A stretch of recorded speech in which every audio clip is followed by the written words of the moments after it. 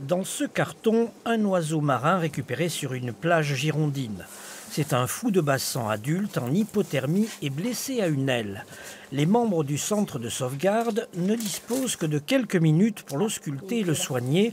Il faut faire vite car 97% des oiseaux échoués meurent dans les 48 heures. On lui a fait un bandage pour essayer de stabiliser un peu la plaie qu'il a au niveau de la main. On a pris la température parce que quasiment tous les oiseaux marins arrivent en hypothermie. Et là, on va le sonder pour le réhydrater avant de le mettre au chaud et au calme dans une salle de soins. La succession des tempêtes hivernales a contraint ces oiseaux à lutter pour survivre. Beaucoup d'entre eux, très affaiblis, sont récupérés sur les plages océanes, comme ici à la pointe du Cap Ferret.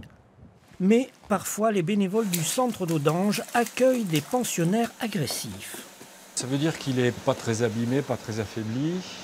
En plus, on a vu qu'il flottait assez bien dans la piscine, donc le plumage n'est pas trop abîmé. Donc il va vraisemblablement repartir dans une semaine, 15 jours, quoi. L'année dernière, 3400 volatiles pélagiques ont été traités au centre de sauvegarde, mais le séjour ne doit pas dépasser 3 semaines. Ce schéma, il se répète quand même un petit peu tous les ans.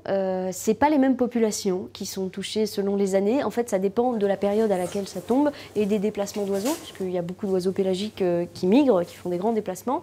Donc cette année, les fous de bassin sont particulièrement touchés.